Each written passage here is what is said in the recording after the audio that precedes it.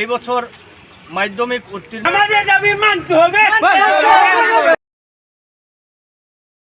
এই মুহূর্তের breaking news Rajnagar today পেজের পর্দায়। ছাত্র ভর্তি সমস্যা নিয়ে M A Laskar senior secondary স্কুলের সামনে প্রতিবাদ, উচ্চশিক্ষা সঞ্চালকের কাছে স্নাতক প্রেরণ। এবছরের মাধ্যমিক উত্তীর্ণ ছাত্রছাত্রীর দশম শ্রেণীর ভর্তির সুযোগ থেকে বঞ্চিত হচ্ছে দর্পণ পটলের মাধ্যমে। M A Laskar senior secondary স্কুলে ভর্তির জন্য আবেদন করে নিরাশ হয়েছেন 1.5 শতাধিক ছাত্রী। বঞ্চিত ছাত্রছাত্রী ও অভিভাবক সহ মৃত শান্তি ক্লাব সংগঠনের কর্মকর্তা সোমবার প্রতিকূল আবহাওয়াকে উপেক্ষা করে M A Laskar senior secondary স্কুলের গেট তালা ঝুলিয়ে প্রতিবাদ সাব্যস্ত করেন। এতে বক্তব্য রাখতে গিয়ে শান্তি ক্লাব সভাপতি আমির হোসেন লস্কর পক্ষ প্রকাশ করে বলেছেন, শিক্ষক অধিকার থেকে বাম এলাকায় ছাত্রছাত্রী বঞ্চিত হতে চলেছে।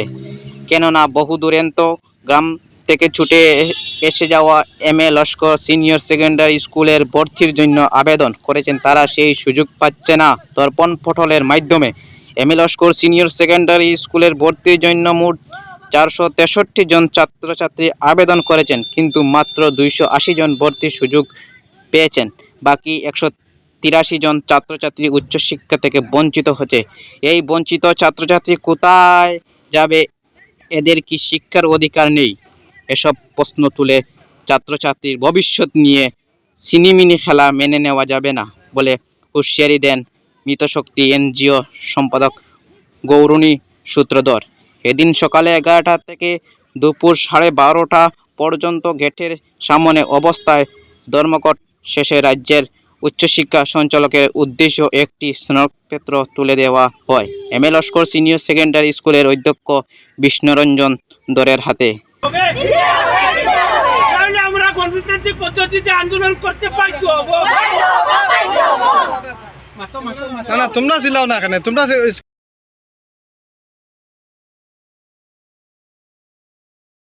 মাধ্যমিক উত্তীর্ণ ছাত্রছাত্রী যারা দর্পণ পোর্টালের মাধ্যমে Bagbazar M A Laskar senior secondary স্কুলে ভর্তির জন্য আবেদন করেছিল, আমাদের জানা মতো 463 জনে অ্যাপ্লাই করেছিল। তার মধ্যে কলেজের কিছু সিনিয়র সেকেন্ডারি স্কুলের নির্দেশ, উচ্চশিক্ষা পর্ষদের নির্দেশ মতে তারা ভর্তি নিয়েছে। ফার্স্ট লিস্টে 280 জন, আরও 20 জন হয়তো সেকেন্ড লিস্টে সুযোগ পেতে পারেন।